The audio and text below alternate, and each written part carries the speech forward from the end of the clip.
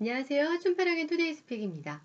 네, 오늘은 비논리적이거나 우리 사회에 위험할 수 있는 서적들 소개해드리는 세 번째 시간으로 오늘 소개해드릴 서적은 안토니오 다마지오의 느낌의 진화라는 책입니다.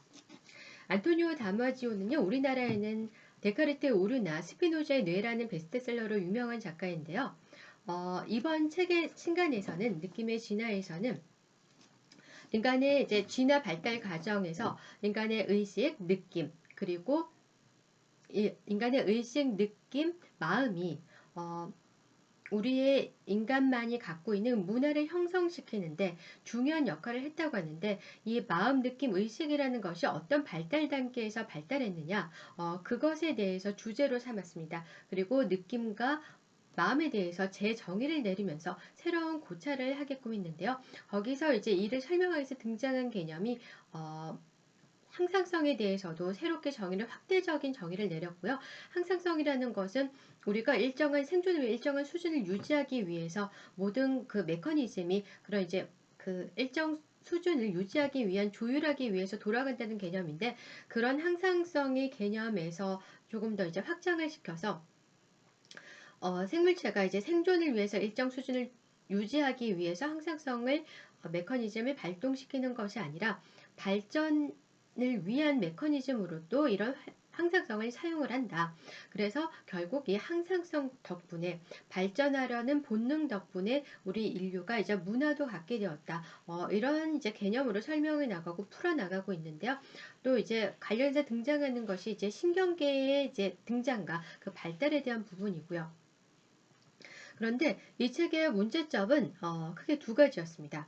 크게 두 가지였고, 다행히 제가 오늘 이 방송을 통해서 소개해드리면서 이 책을 두 번째로 읽었을 때, 불행인지 다행인지 모르겠지만 다행이라고 생각합니다만, 책을 이제 3분의 1만 읽었는데도 논리적인 오류가 다수 발견되어서요, 더 이상 읽지 않아도 되겠다.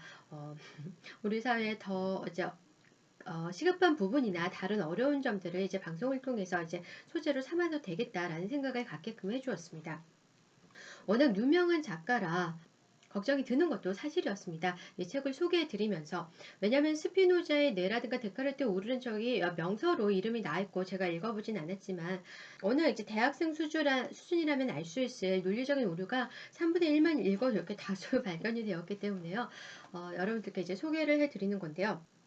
저자가 이 느낌과 마음이 이제 발달된 단계, 새롭게 이제 증명을 했는데요. 신경계 이후에 마음과 느낌이 생겨나고 발달이 되었다. 그래서 이것이 우리로부터 이성적인 사고뿐만 아니라 이런 창조적인 지적 활동을 가능하게 해줬고, 이것이 인류의 이제 문화를 발전시키고 만들 수 있는 힘으로 이어졌다라고 설명을 하고 있는데, 어, 그것이 지금 여러분들도 이제 제가 방금 말씀드린 부분에서 별 이제 놀라움 없이 아마 들으셨으리라고 저는 이제 생각합니다만, 왜냐하면 신경계의 발달 이후에 느낌과 의식, 마음이 생겼다.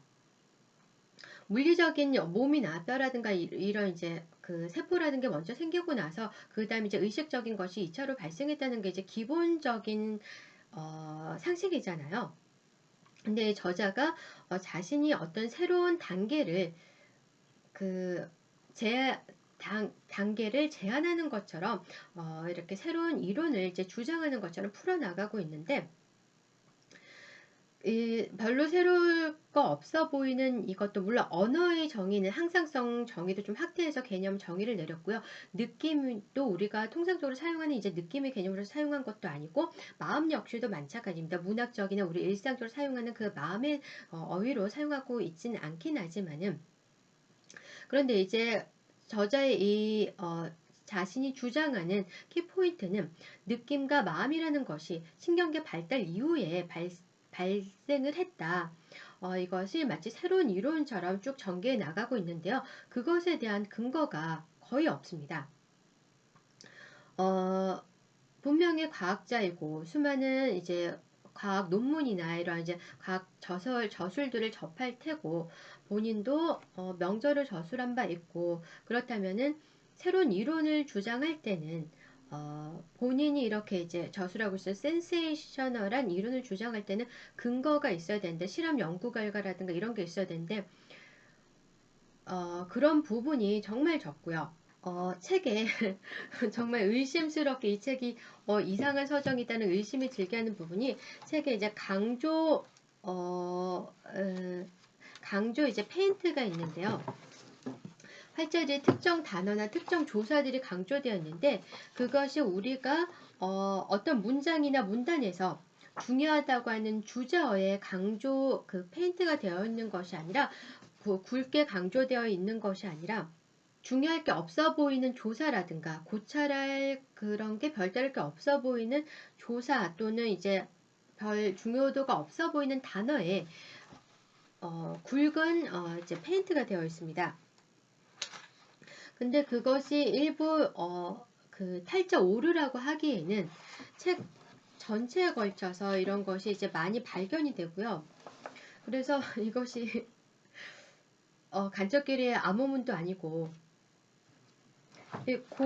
공식적인 저서를 내놓으면서 그 소수의 독자가 사볼 만한 책도 아니고요. 왜냐하면 저자가 너무나 유명한 학자이기 때문에. 어떻게 이런 책이 제작이 되고 무슨 이유로 이런 표시를 하는지도 궁금해졌고요. 보시면은 뭐 이렇게 몸 안에에 굵은 활자체로 강조되어 있고, 위에 무슨 생명 조절을 위해 위에 강조되어 있는데, 그것이 그렇다면 저자가 정말 이 부분을 위에라는 부분을 무엇을 위해서 이렇게 강조하기 위해서 했는가라고 추측을 해보아도, 그렇다면 다른 부분이 그 전반적으로 그렇게 이해가 되어야 할 텐데 그렇게 이해되지도 못하고요. 그래서 오늘 근거가 없이 저술된 부분을 일단 짚어드리도록 하겠습니다. 네, 그럼 이 책에서 근거가 누락된 부분과 용어를 혼용해서 혼란을 초래하고 있는 부분 총 3부분을 짧게 짚어드리도록 하겠습니다. 먼저 페이지 106페이지를 함께 읽어보면요. 나는 신경계주위의 모든 환경을 신경계 안에 표상하는 능력, 이 사적이고 내면적인 표상 능력이 생물의 진화에서 새로운 경로를 열었다고 믿는다. 우리는 마침내 길고 긴 시간 끝에 조용하고 겸손하게 마음의 시대로 들어왔다. 그리고 그때 일어난 핵심적 사건은 여전히 우리 몸 안에서 일어나고 있다. 우리는 이제 우리 자신에게 몸 안에서 일어난 사건과 밖에서 일어난 사건을 둘 다 이야기해 줄 수 있는 방식으로 이미지들을 조합해 나간다. 이런 점에서 그 이후에 일어난 일의 순서는 보다 분명하다. 먼저 생물체 내부의 가장 오래된 요소들에서 비롯되는 이미지를 이용해서 자연은 점차적으로 느낌을 만들어낸다. 둘째, 그보다 덜 오래된 요소들을 이용해서 자연은 생명을 담은 용기 또는 생명이 거주하는 집에 해당되는 몸의 이미지를 만들어낸다. 그리고 이 두 가지 종류의 표상을 결합하자 의식이라는 새로운 경로가 열렸다. 셋째, 위와 동일한 이미지를 만드는 도구와 이미지에 내재된 힘을 이용해서 자연의 언어를 만들어낸다. 저자가 앞 챕터에서도 이야기하고 있고 뒤 문단에서도 이야기하고 있는 내용으로, 인류의 발달 단계에서 마음이라는 것이 굉장히 경이로운 순간이었고, 마음의 등장이 그리고 놀라운 발견이라고 찬양하고 있습니다. 신경계 이후에 느낌과 마음이 발달했다는 것은 상식적인 순서인 것 같습니다. 하지만 이것이 고찰해 볼 수 있고, 가치를 두고 우리가 고찰해 볼 수 있고 중요하게 생각해 볼 수 있는 것이기는 하지만, 이것이 자신이 이렇게 주장을 하듯 새로운 과학적 발견이라는, 또 새로운 과학적 발견이 진행되었다는 증거를 담고 있지 않습니다. 심지어 다른 학자가 주장했다는 그런 내용도, 또 그런 실험도 거의 싣고 있질 않습니다. 내용 전개를 보면요, 그냥 일반 대학생들이 보아도, 웬만한 이제 대학교를 졸업한 성인이 보아도 이 결론 부분이 자신의 이제 이런 주장에 대한 증명이 되는 것이 아니라 일반적인 사실을 찬양하고 있을 뿐으로 보입니다. 이것이 틀린 사실이 아니기 때문에 그 근거가 없음에도 불구하고 결국은 비논리로 전개되었지만, 독자는 저자가 주장을 하여 설득을 시켰다라고 착각하게 된다는 것이죠. 이것이 저자가 정말 놀라운 발견이다, 이렇게 상당한 부분을 할애하고 다수의 자신의 이제 여러 가지 논지를 등장시키면서 이제 서술하고 있을 정도로 놀라운 개념, 인간의 정말 놀라운 발전으로 받아들이기 위해서는 마음이 부재했던 시대가 어느 정도 우리 인식 속에서라도 좀 길어야 할 것 같습니다. 즉 원시 시대, 원시인들은 감정이 어느 정도 느꼈겠지만은 지금의 인류만큼은 의식이라든가 이제 창조적 사고라든가 이런 것이 활발하진 않았을 테니까요. 근데 그 시대가 우리 인식 속에서 좀 길어야만 마음이라는 인간의 발달 사회에서 인간의 진화 단계에서 마음이라는 것이 등장했을 때 그것에 대해서 정말 경이롭게 느끼고 그것에 대해서 정말 새로운 발견이다. 놀라운 도약이다. 이렇게 느낄 수 있을 텐데 이 저자의 이 논지라든가 이런 분위기에 동감해 줄 수 있을 텐데 우리가 느끼기에는 또 지금 우리가 배워왔던 교육 과정에서는 그 시기가 저는 상당히 짧았다고 봅니다. 마음이라는 것이 최근에 나타난 등장한 개념이 아니고요. 원시인을 제외하고는 그 이후에 인류에서부터 뭐 네안데르탈린이라든가 아니면 그 이후의 인류에서부터는 창조적 사고라든가 풍부한 감정, 의식 같은 것은 이미 오래전에 생겨났다고 하면 생겨났고 발달해 왔기 때문에 문제는 이것을 새로운 사실이라고 주장하고 있다는 것일 것 같습니다. 그리고 부각하고 있고요. 중요한 것은 비논리적이라고 명확히 지적할 수 있는 부분은 근거들이 거의 제시되지 못하고 있다는 겁니다. 104페이지에 보시면 불이 들어오는 점들은 점차로 더 나가다 보면 점들이 선을 이루고 그 선들이 서로 연결되거나 교차되거나 지도를 만들어낼 수 있다. 단순한 예를 들어보자. 내가 X자 모양을 한 물체에 대한 지도를 그릴 때 뇌는 적절한 지점에서 적절한 각도로 교차하는 두 개의 선을 이룬 뉴런들을 활성화시킨다. 그 결과 X의 신경 지도가 만들어진다. 뇌 지도의 선들은 물체의 모양, 감각적 특성, 운동 또는 공간 안에서의 위치 등을 나타낸다. 그 표상이 반드시 사진을 찍은 것과 같을 필요는 없다. 그러나 그럴 수도 있다. 중요한 것은 뇌지도의 표상이 대상의 각 부분들 사이의 내적 관계, 그러니까 구성 요소들 사이의 각도, 겹쳐짐 등과 같은 특성들을 그대로 간직하고 있다는 사실이다. 이제 상상의 지평을 더 넓혀서 대상의 모양과 공간적 위치와 같은 특성을 나타내는 지도가 아니라 공간 속에서 나타나는 소리가 부드러운지 거친지 큰지 희미한지 가까운지 먼지를 나타내는 지도를 상상해보자. 이것은 우리가 마음속에서 경험하는 이미지라고 해서 감각 양식의 지도가 하나로 통합되어 이미지를 만들어낸다. 이것을 설명하기 위해서 이런 예시를 들은 것인데요. 이런 이미지의 시간적 흐름이 우리의 마음을 구성한다고 저자는 설명했습니다. 그리고 복잡한 생물을 존재하게 한 엄청나게 중요한 단계가 바로 이 이미지 형성의 단계이며 저자가 앞서서 언급했던 신체와 신경계 사이 협력으로 만들어낸 정교한 결과물이다. 이 단계가 없었더라면 인간의 모델도 결코 나타날 수 없었을 것이다. 라고 설명하면서 일단 이것을 예시로 들어놓은 것인데요. 그런데 이 예시로 들어놓은 실험조차도 이 출처가 불명확합니다. 누구의 실험인지 그 몇 년도에 뭐 어느 학자가 실험했는지 그런 내용도 없고 그리고 저자가 했다고 하면은 또 이제 읽는 독자가 이것이 전문 뭐 신경과학, 신경의학도나 아니면 뭐 과학 그 연구자들 미래 차세대 과학자들을 위해서 쓰여진 책만도 아닐 텐데요. 일반 독자도 분명히 대상으로 했을 텐데 뭐 사진 한 장, 그림 한 장, 도표 그런 것도 없고요. 이해를 도와줄 그런 설명이 거의 없습니다. 저도 가능하면 이제 전문 지식이 아닌 분야더라도 노력하면은 웬만하면 이해가 되는 편인데 무슨 내용인지 사실 잘 이해가 되지 않고요. 일단 출처가 없다는 것도 문제이고요. 몇 년도에 무슨 실험이었다. 아니면 다른 학자의 실험이 아니면 자신의 실험이면은 그것을 좀 상세하게 독자 이해를 돕도록 뭐 이미지 한 장이라도 이미지에 대한 설명 부분이니까요.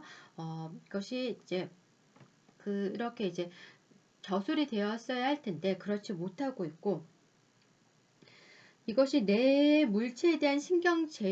속에서 물체에 대한 신경 지도를 형성하는 그런 이제 것을 설명하고 있는 것이라고 합니다.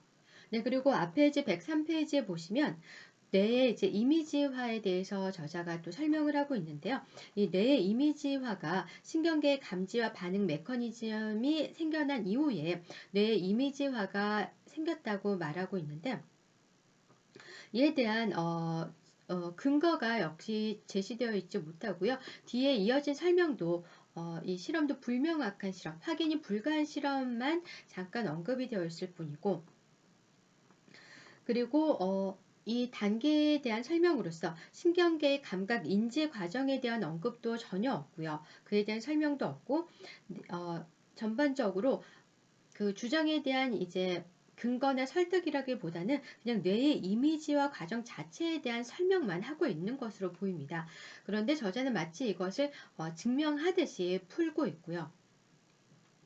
또 저자가 주장하듯이 정말 신경계에 이제 신경계가 감지한 대상에 대한 반응을 하게 되고, 그 다음 발달 단계로서 대상과 사건을 지도로 나타내는 이미지와 능력이 발달했다고 한다면 그것은 맞는 것처럼 들리긴 하는데, 이것이 저자가 새롭게 고찰해내고 발견해낸 사실이라고 한다면은 그 이전에 존재했던 연구나 학설들이 이 순서가 반대인 이론들이 존재한다거나, 아니면 이 단계가 동시에 진행되었다라는 이제 어, 전반적인 뭐 연구나 이런 이론들이 존재한다던가 해야 되는데, 그에 대한 이제 배경적인 설명도 전혀 없고요. 새롭게 없어 보이는 이론을 강조하여 화려한 수사로 진행을 하면서 그 근거를 충분히 제시하지 못하고 있습니다. 네, 그리고 86페이지, 87페이지에 보시면 히드라의 예를 들어서 설명한 내용들이 있는데, 저자가 이 부분에서 임의로 용어를 설정해서 혼란을 주고 있습니다. 히드라는 마음이 없기 때문에 의식이 발생할 수 없었고, 느낌이라는 매우 특별한 종류의 작용 역시 일어나지 않았다. 그리고 뭐 다중감각의 이제 지각에 다중감각 지각이 인간에게만 이제 발달한 이런 과정을 또 강조하고 있고요. 이 다중감각 지각을 수행할 수 있게 된 후에야 비로소 이미지를 창조하고 마음을 구성할 수 있었다라고 설명하고 있는데, 일단 저자는 마음이 생겨난 이후에 우리 인간의 의식과 느낌이 발생했다라고 자신이 이제 새로운 순서를 제시하고 있습니다. 그렇다면은 저자가 제시한 순서가 새로운 것이라고 한다면은 그 이전에는 과학계나 아니면 심리학계 또는 뇌과학계, 특히 이제 신경과학계 쪽에서 저자가 새롭게 제시한 이 순서와는 반대로 의식이나 느낌이 먼저 발생을 하고 그 다음 단계로 마음이 발달했다라는 뭐 이런 내용이나 이런 연구가 있어야 될 텐데, 그에 대한 설명도 없고 우리 일반 독자가 알고 있는 사실도 없고요. 저자가 새롭게 제시하고 있는 이 순서가 저 개인적으로서는 수긍되지는 않습니다. 순서조차도요. 저자는 마음이 먼저 발생을 하고 그 다음에 인간이라는 이제 생물에게서는 의식과 느낌이 그 뒤에 다 발생했다고 주장을 하고 있는데, 우리가 통상적으로 생각하고 있는 마음이 이제 개념이라는 것은 감정과 가까운 것이기 때문에 원시인도 갖고 있었던 개념이라고 생각을 하고 있고요. 그래서 마음은 원시부터 발생됐을 거라고 추정을 하고, 여자는 마음 다음에 의식이 발생했다고 주장하고 있는데, 이것이 자신이 새롭게 제안하는 순서라고 주장하고 있는데요. 여러분 어떻게 생각하십니까? 의식이 먼저 발생했을까요? 아니면 마음이 먼저 발생했을까요? 어떻게 생각하시나요? 네, 저는 의식이 먼저 발생하지 않았나 싶습니다. 저자와는 다르게요. 의식이라는 개념은 우리가 이제 어떤 감정을 느낀다기보다는 이제 생물학적인 감각과 비슷한 느낌이라고 생각을 합니다. 예를 들어서 가장 쉽게 떠오를 수 있는 사례는 식물인간 불의의 사고로 식물인간 상태가 된 환자가 의식이 들어왔다, 어, 의식이 없다, 의식이 뭐 다시 돌아왔다, 이렇게 이제 설명을 할 때 우리가 사용하는 의식이라는 개념은 정말 이제 생물학적인 물리적인 개념이잖아요. 우리가 어떤 이제 사고를 한다는 의식이 아니라 그냥 생물학적으로 감각이 약간 살아났다. 말초 이제 신경보다는 이제 뇌와 관련된 이 감각 쪽이 살아났다. 그렇게 이제 설명을 할 때 우리가 의식이란 어휘를 사용한다고 생각을 합니다. 그렇기 때문에 의식은 뭐 마음이 먼저 생겨났냐, 느낌이 먼저 생겨났냐, 의식이 먼저 생겼냐, 이것을 굳이 따진다고 한다면은 의식은 보다 기본적인 차원의 생물의 이제 개념으로서의 인간을 떠 생물의 개념을 동물을 포함해서 이런 생물학 개념으로서의 기본적인 기본적인 존재 차원이라고 보고요. 그 다음에 이제 정서라는 개념, 마음이라는 개념, 슬프고 기쁘고 이런 걸 느끼고 거기서 더 나아가서 사랑하는 감정을 느끼고 뭐 비애를 느끼고 조금 더 고차원적인 느낌을 느낀다는 것은 그 뒤에 동물들도 뭐 코끼리가 뭐 다른 코끼리의 이제 미아가 된 새끼 코끼리를 뭘 돌보고 마음 아프게 생각한다든지 뭐 이제 그런 동물들도 그런 감정을 느끼듯이 거기에서 조금 더 고차원적으로 우리는 뭐 비애감이란가 비장미 이런 것도 느끼듯이 이것은 의식 다음 차원의 개념이라고 저는 생각을 하거든요. 근데 저자는 의식이 마음이 발생한 이후에 의식이 다음 발달 단계다. 이것을 또 새롭게 주장을 하고 있습니다. 주장하는 것은 자유겠죠. 그리고 학자이기 때문에 자신이 뭐 연구 쪽에 몸을 담고 있기 때문에 이 어휘에 대해서도 새롭게 개념 정립을 해볼 수 있는 거고요. 이 책에서도 항상성에 대해서 이제 다르게 좀 확대해서 개념을 정립해 놓았는데요. 그런데 문제는 이 순서야 주장의 자유이고, 그렇다면 이 부분도 또 이제 근거가 없습니다. 네, 그렇죠. 마음 다음에 의식이 이 두 번째 단계로 발달했다고 하면은 자신 주장에 대한 이제 주장을 뒷받침할 수 있는 근거를 제시할 텐데 근거나 뭐 실험도 실어놓지 못하고 있고요. 심지어 타학자의 실험도 없고요. 여기서 문제되는 것은 이 의식과 느낌, 마음, 용어를 사용함에 있어서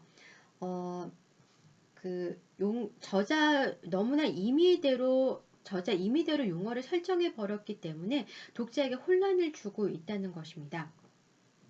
제가 방금 설명드린 부분에서 아실 수 있듯이 이 마음이라는 개념을 순수한 마음이라는 개념을 사용한 것이 아니고요. 우리가 문학적으로 사용할 때 이 마음의 개념을 사용한 것이 아니고 박테리아라는 세포가 다른 이제 외부 환경이나 다른 자신에게 해를 가할 수 있는 세포라든가 외부 물질이라든가 아니면 자신과 생존을 위해 경쟁 상대일 수 있는 외부 물질인 세포를 만났을 때 이 박테리아가 자신의 이제 생존을 위해 항상성을 유지하고 또 이 저자는 여기서 더 나아가서 창조적인 발전, 더 나아간 이제 발전이 포함된 항상성을 이제 확립하기 위해서라도 이제 외부와 이제 싸우거나 투쟁을 하거나 아니면은 타협을 해서 동맹을 맺어서 세포끼리 합쳐버린다든가 뭐 이런 것을 설명하고 있는데 이 박테리아가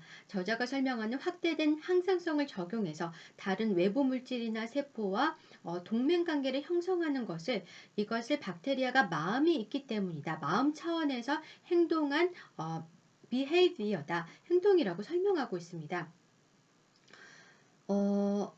용어 설정의 자유가 있겠죠. 학자니까요. 그런데 쉽게 이제 이렇게 쉽게 납득하기가 힘든 그런 이제 개념 정립인 것 같고요.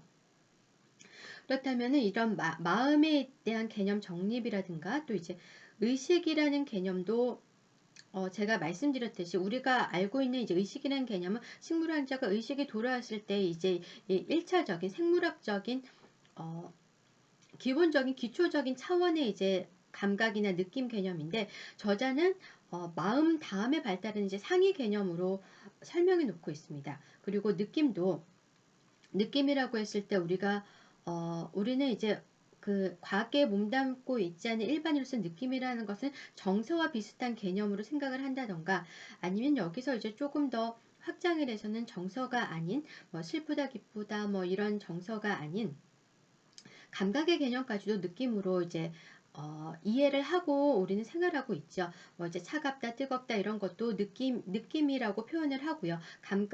학문적으로는 감각이라는 용어를 사용을 하고 그리고 일반적으로는 느낌이라는 용어를 사용을 하고요. 근데 이 학자는 느낌이라는 것을 감각 차원이 아니라 그 사고의 개념과 동일하게 이제 취급을 하고 있습니다. 그래서 느낌이라는 것 때문에 우리가 이제 이미지 신경계가 발달을 하고 뇌 속에서 신경계의 발달 그 다음 단계로서 사고를 우리가 접하는 외부 받아들이는 수용하는 감각들을 이미지화하는 능력이 발달한 이후에 느낌과 이제 마음이 발생한 것이다. 라고 설명을 하고 있는데요. 이것은 저자가 정말 장문의 분량을 통해서 설명하고 있지만 감각 차원에 국한된 개념으로 느낌이란 용어를 사용하고 있지 않습니다. 용어 설정의 자유가 있지만 이것이 이제 독자에게 혼란을 초래하고 있고요.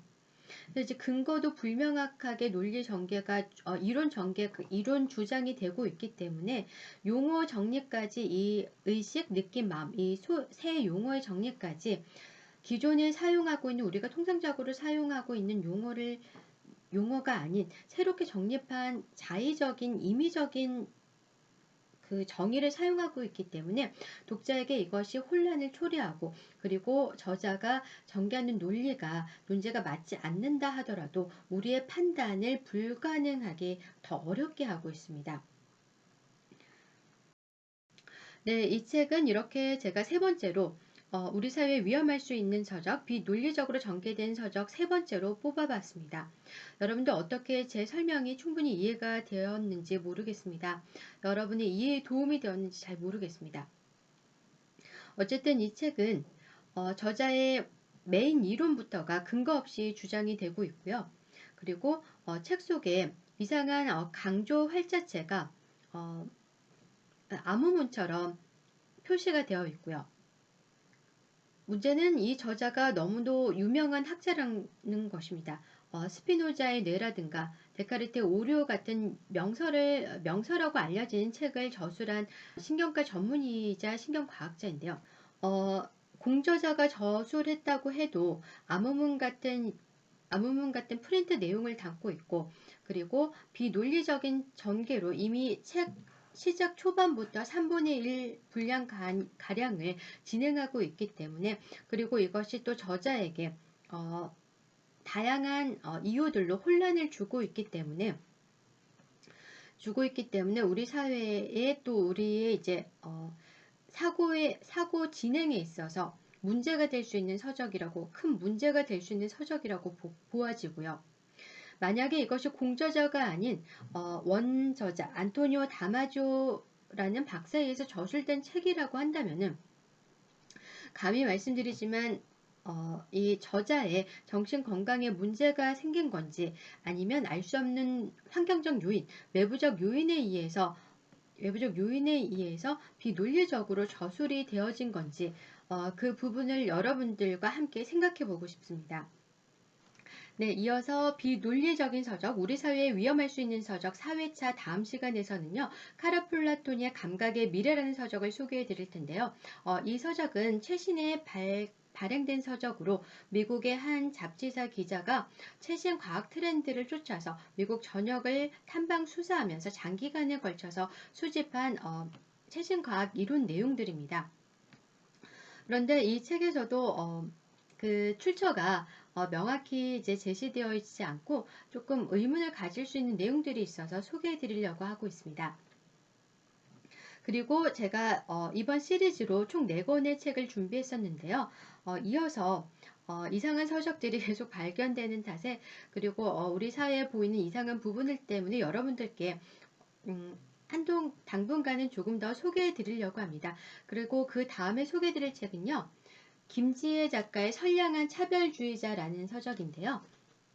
이 책은 우리 사회의 다문화 이주민 여성이라든가 아니면 이주 노동자 같은 이제 사회의 이제 또 성소수자 이런 소외계층들에 대한 우리의 이제 차별적인 시선에 대해서 한번 다시금 생각해 볼 수 있게끔 저술된 책입니다. 네, 저자는요, 서울대학교 사회복지학 박사에 미국 워싱턴 대학교 로스쿨 학위를 받은 저자입니다. 이 책에 이 책에서도 렉을 유발하는 부분을 발견을 했고, 그리고 독자를 설득시킬 수 있는 스타일로 논리 전개가 되고 있는 것이 아니라 지엽적으로 사고가 전개가 되면서 저자 스스로도 어떤 해결점을 점으로서의 이제 저술이 되는 것이 아니라 방향을 잃은 듯한 그런 모습을 발견을 해서 여러분들께 소개해 드리려고 합니다. 네, 추불하기 투데이 스픽 비논리적이거나 사회에 위험할 수 있는 서적, 오늘 세 번째 소개해드리는 책으로 안토니오 다마지오의 느낌의 진화라는 책 소개해드렸습니다. 네, 요즘 신종 코로나 이 전염병 확산 문제로 많은 분들이 근심이 많으실 텐데요. 어디 대중 공공장소에 가기도 이제 겁이 나실 테고, 그리고 마스크 구하는 문제가 가장 큰 근심거리일 거라고 생각합니다. 그런데 이상해 보이는 모습은 이 전염병에 대처하고 있는 우리의 모습에서도요. 정부에서는 다양한 매체들을 동원해서 국민들에게 이제 경각심을 일깨우고 그리고 전염병 확산 방지에 노력하고 있긴 하지만 정작 이것이 정상적인 일의 처리 순서대로 진행되는 모습을 또 보이지 못해서 많은 분야에서 많은 부분에서 또 비판을 받고 있는 것도 현실입니다. 그 예가 대표적인 예가 하루에 중국에서 들어오는 입국자만 중국인들만 2만 명이라고 하는데요. 그것이 이제서야 최근에서야 입국 금지 조치를 취하느니 그것도 우한 전염병이 발발한 그 특정 한 지역에서만 취하느니 이것이 이제 최근에서야 이제 실랑이가 되었었는데 이것도 정상적인 일의 처리 모습이 아니었고요. 그리고 전염병 발생 초기부터 선제적으로 대응하고 국민에게 경각심을 일깨워주는 것은 이제 맞긴 하지만은 뉴스에서 이제 보도되는 모습들이 중국에서 감염자가 들어올 때마다 국내인이든 중국인이든 관계없이 그 한 명이 돌아다니는 이제 동선을 파악해서 뭐 PC방을 방문했다, 무슨 뭐 커피숍을 방문했다, 극장에서 영화를 봤다, 누구를 만났다, 좌석 몇 열에 앉았다, 이거를 이제 다 공지를 해주고 우리가 또 이제 그 장소들을 인지를 하고 감염의 이제 위험을 방지하기 위해서 그 장소를 거치는 것을 이제 피하는 노력들을 기울이고 있는데 이것은 맞습니다. 그런데 처음에 이제 보도되는 모습이 신문 이제 방송에 이제 밑에 이제 자막 타이틀을 봐도 그렇고요. 이제 말이라는 것이 아가 다르고 어가 다르잖아요. 이 감염자가 또는 이제 감염으로 이제 의심되는 사람이 이제 돌아다닐 때 이 행선지를 보도하고 그 감염자에 대해서 소개하는 모습들이요. 마치 이제 용의자 추적하듯이 그리고 국민이 이제 전염병 방지를 위해서 또 이제 집에 노약자가 계시는 분들이 아마 큰 걱정이 많으실 텐데요. 저도 그쪽에 해당이 되고요. 그런데 우리가 여기서 동선을 분명히 알아야 하고 대비를 해야 되지만은 마치 이제 온 국민이 이 사람만을 주시하고 범죄자 추적하듯이 그런 이제 그런 식으로 이제 정부가 앞장서서 어떤 관심을 집중하는 모습으로 저는 느껴지거든요. 이것이 우리가 이제 전염병에 대해서 정상적으로 이제 선제적으로 대처하는 모습이 아니라 어떤 이제 관심을 집중하는 그런 이제 모습으로 비춰져서 그 모습도 이상하게 저한테는 느껴졌습니다. 여러분들은 어떠신지 모르겠습니다. 그래서 과거에 우리가 메르스에 대해서 대처했을 때나 사스 발발했을 때나 이런 것을 이제 떠올려 보곤 했는데요. 잘 기억이 나지를 않고 안타깝게도 그리고 이제 그때도 이제 정부 측에서도 실수가 많아서 우리가 또 많은 비판을 가했던 것도 사실입니다. 그런데 우리가 그 당시에도 매스컴에서 이런 자막으로 좀 활자도 크게 이제 뭔가 이제 모든 관심을 다 이제 집중되듯이 다른 것에 대해서는 우리 관심을 두지 못하게끔 그런 모습이었는지 제가 이제 궁금해집니다. 최근에 많은 국민들의 걱정거리인 전염병 확산 문제뿐만이 아니라 어쩌면 여러분들도 저처럼 이제 공수처 처리 문제와 관련해서 근심이 많으실 수도 있으실 텐데요. 이것이 제대로 처리가 되지 않으면은 현재까지 발생해온 많은 사회 문제들과 그리고 앞으로 발생할 수 있는 많은 이제 사회 문제들이 이것을 현 정권뿐만이 아니라 그 다음을 이을 정권, 또 그 다음을 이을 정권, 이 부당한 권력들에 대항해서 우리가 우리의 이제 권리를 보장하고 이런 사회 문제에 대해서 우리의 목소리를 의견을 내고 이것을 처리할 법적인 근본 체계를 잃어버리게 됩니다. 권력은 반드시 견제받아야 하는데요. 공수처라는 것이 겉으로는 공직자 비리를 전담하기 위해서 설치되는 기구이지만은 이것이 행정부, 사실상의 행정부 직속이고 대통령이 임명을 받아서 이 권한을 받아서 처리되는 것이기 때문에 어, 그 당대 정권의 권력을 감시할 장치가 없습니다. 그리고 사법부의 이제 그 사법부의 실권이 유명무실해져 버리게 되고요. 제가 굳이 이것을 원론적으로 짚어드리지 않아도 사회생활을 하시는 분들, 그리고 주위에서 많은 일들을 보고 겪는 분들이시라면은 여러분이 겪으셨던 비리, 그리고 말도 안 되는 일들이 현재까지 이어지는 것이 지금 현 정부의 비정상적인 모습과 무관하지 않다고 생각하실 겁니다.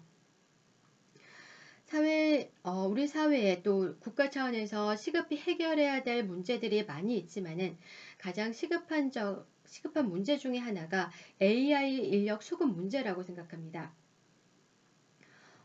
제4차 산업 사회, 그리고 5G 시대, 그리고 AI 시대, 급변하는 이 첨단 과학 시대에서 우리가 국가의 이제 부를 지키기 위해서뿐만이 아니라 우리 이제 경제적인 것을 이제 지키기 위해서뿐만이 아니라 국가 안보를 위해서도 AI 분야와 그 과학계를 이제 보호하고 육성해 주는 것이 가장 우선시 되어야 할 것인데요. 여러분들도 아시는 분들은 아시겠지만 우리나라의 AI 인력 경쟁력은 AI 인력의 이제 수급률은 60.6%로 한중일 중에 3위라고 합니다. 작년 12월 기사를 참고하면요. 그리고 AI 인력의 이제 수급률이 미국의 절반밖에 미치지 못한다고 합니다. 각 나라가 이제 경쟁적으로 급변하는 첨단 과학 시대를 맞아서 고연봉을 주어가며 AI 인력들을 영입을 하고 있죠. 타국의 인력들을 영입하고 있는 실정입니다. 그런데 우리는 인구가 많지 않은 이 나라에서 그마저도 지금 경제력으로 부상하는 중국과 말이 안 되는 여러 이제 국가 간의 분쟁으로 우리를 이제 스트레스 받게 하는 이 중국에 대항해서 우리 국가 안에 AI 인력조차도 지키지 못하고 있습니다. 들으시는 분들은 들으시겠지만 이제 국가 간의 이제 뭐 첩보전 이런 이제 성격의 이제 사운드 공격 이런 걸 들으시는 분들은 이제 상대 국가가 중국에 많을 겁니다. 아시다시피. 그런데 이런 이제 민간인을 대상으로 할 수 있는 이런 국가 간의 첩보전이라든가 신종 무기를 이용한 최첨단 무기를 이용한 이런 실험들에 있어서도 우리 상대 국가인 중국일 경우가 많은데 여기에 대항할 수 있는 것은 우리를 보호할 수 있는 것은 과학 기술일 겁니다. 첨단 과학 기술로서 이제 국민의 건강도 보호를 해야 하고 그리고 현 정부 들어서 미국과의 동맹을 조금 누그러뜨리면서까지 우리가 이제 군대에 대해서 이제 투자하는 비용이라든가 신경을 썼던 비용도 많이 이제 줄였는데요. 그렇다면은 이것을 이제 대비할 수 있는 것은 북한뿐만이 아니라 중국이라든가 잠재적인 이제 우리 상대 국가에 대해서 우리가 대비할 수 있는 것은 이것이 전쟁이 날 위험이 없다고 하더라도 현대 이제 국가전들은 첩보전이고 이것이 경제전으로 이어지는 것은 이제 당연지사인 사실이기 때문에 우리가 대응하려면은 군사력이 적다 하면은 또 이제 군대 복무 기간도 적다고 하면은 첩보 이제 기술로서 대응할 수밖에 없을 것입니다. 그런데 AI 인력이 한국 중에 이제 웃어서 죄송합니다. 한국 중에 가장 적고 수급률이 이제 수급 부족률이 60.6%에 달하고, 그리고 많은 인력이 AI 뭐 항공 분야 뭐 파일럿뿐만이 아니라 뭐 IT 뭐 이제 어, 각 대기업의 우수 인재 각 분야 인재들뿐만이 아니라 AI 인력들도 해외로 많이 유출이 되었죠. 더 많은 돈을 준다고 해서 나가는 사람도 물론 일부 있겠지만은, 국내에 이제 여건이 여의치 않아서 박사까지 이제 공부했는데도 불구하고 경제적인 문제 때문에 그런 이제 대안을 택하신 인력들도 있을 겁니다. 그런데 국가가 이제 정부에서도 이제 겉으로는 이제 세계적인 트렌드에 맞춰서 이제 과학기술을 육성한다. 그래서 뭐 분야의 비메모리 무슨 분야에 투자한다든지 이런 행보를 보이고, 스타트업 뭐 경진대를 이제 적극적으로 주최를 하고, 국민에게는 이제 관련 분야와 이제 파생되는 분야에 스타트업을 장려하고, 이런 이제 겉으로는 이런 행보들이 보여지고 있지만은, 실상은 여러분들도 아시는 분들은 아실 겁니다. AI 인력에 대한 실질적인 지원이 이루어지고 있지 않습니다. 그리고 각 대학의 AI 그 대학 학과 정원 또한 최근에서야 이것을 이제 정원 이제 확대에 대해서 신경을 쓰고 있는 거고요. 근데 확대를 한다고 해도 가르칠 교수가 턱없이 부족한 상황이죠. 네, 그리고 현 정권 들어서 사회 변화되는 모습, 사회 진행되는 모습, 그리고 정치계에 또 진행되는 모습을 지켜보면서 제가 또 하나 의아스럽고 걱정되었던 부분 중에 하나가, 현 정부 들어서 카이스트 총장이 무슨 어떤 이제 자금 횡령 그런 부분과 관련을 해서 이제 재판을 했었나요? 제가 이제 기억력이 좀 안 좋을 때가 있는데요.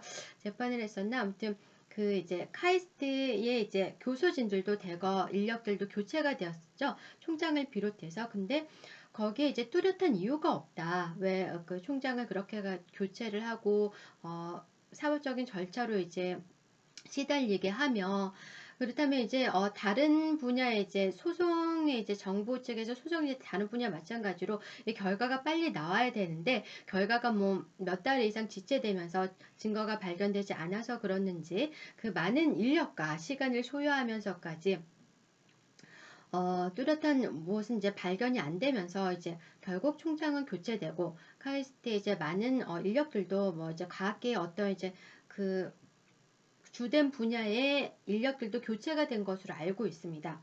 그런데 다른 분야라면 이제 정치와 관련이 있는데, 과학 분야도 물론 이제 정치와 관련이 있겠죠.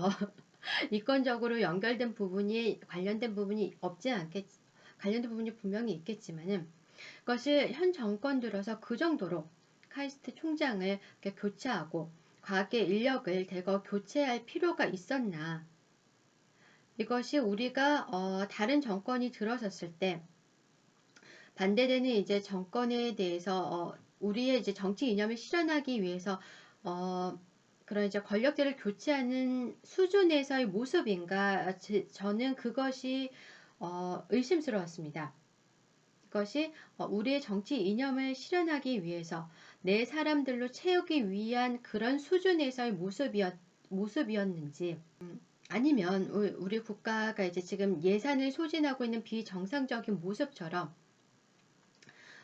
이것이 국가의 힘을 약화시키고 국가의 자본을 모두 인재를 포함해서 자본을 이제 소진시켜 버리려는 어떤 다른 외부적인 목적이 있는 것이 아닌지, 그리고 이런 외부적인 목적이 있다면 국가의 자본과 국가의 인력을 소진시키려는 외부적인 요인이 있다면, 이것이 현 정권의 지도자들조차도 이런 외부적인 영향력을 모르는 것은 아닌가. 자신도 모르게 이런 국가가 위험할 방향으로 자신들이 이제 어떤 틀에서 움직이고 있는 것이 아닌가. 저는 이런 추리도 해보게 됩니다. 네. 가장 걱정되는 게 이제 우리의 이제 헌법을 수호하고 이제 삼권 분립 이것을 유지하는, 국민이 이제 인권을 보장받고 우리가 억울한 일을 당했을 때 우리 이것이 이제 제대로 처리될 수 있는, 그리고 이제 어떤 압력에 의해서 부당하게 이제 그 처리될 수 있는 길이 막히거나 그렇지 않을 수 있는 이제 항상 이제 견제 장치, 여러 부분에서 이제 견제 장치가 보장되도록 이 부분이 가장 걱정이 되고요. 이것이 지금 진행되고 있는 이제 공수처 문제와도 관련이 크고요. 그리고 하나는 AI 인력 수급 문제, AI 인력 보호 문제, 보호라고 해야 될 것 같습니다. 수급이라기보다는 국가적인 차원에서 우리나라가 과학에 앞서고 있는 나라였는데요. 스마트폰, 대표적인 이제 스마트폰을 필두로 해서 인터넷도 가장 이제 편리하게 확산된 국가였고, 정말 언제 이렇게 됐는지 모르겠습니다. 그래서 이것이 모든 게 조금 의심스럽게 보아지는데요. 국가적 차원이 아니라 다른 문제가 있는 것이 아닌가. 일부 국민들이 겪고 있는 이런 이제 사운드 무기 같은 이런 스트레스들, 그리고 일반 시민을 대상으로 진행되고 있을 첨단 무기 이런 테스트들의 이제 방지를 위해서라도 AI 인력을 보호하고 실질적인 국가 안보와 그리고 국가 경쟁력을 위해서 AI 인력부터 보호하고 사수가 되었으면 좋겠습니다. 최첨단 과학 시대에서 첩보전을 벌이고 있는 상황에서는 경제적인 어떤 이득과 경제적인 상대 국가에 대해서 해를 가할 목적으로 첨단전이 진행되고 있는 상황에서는 AI 인력이 보호가 되지 않으면은 우리가 여기에 이제 대처할 근본적인 힘이 없다고 생각합니다. 네, 오늘은 여기까지 시사적인 부분, 그리고 우리 사회에 이제 위험할 수 있는 서적을 소개해드리면서 오늘은 여기서 마칠까 합니다. 네, 다음 시간에도 조금 더 중립된 모습으로 여러분들 만나기를 희망하면서요. 오늘 춘파랑의 투데이 스펙 여기서 마치겠습니다. 네, 여러분들 모두 감사드리고요. 내일도 희망찬 하루 되시길 바랍니다. 감사합니다.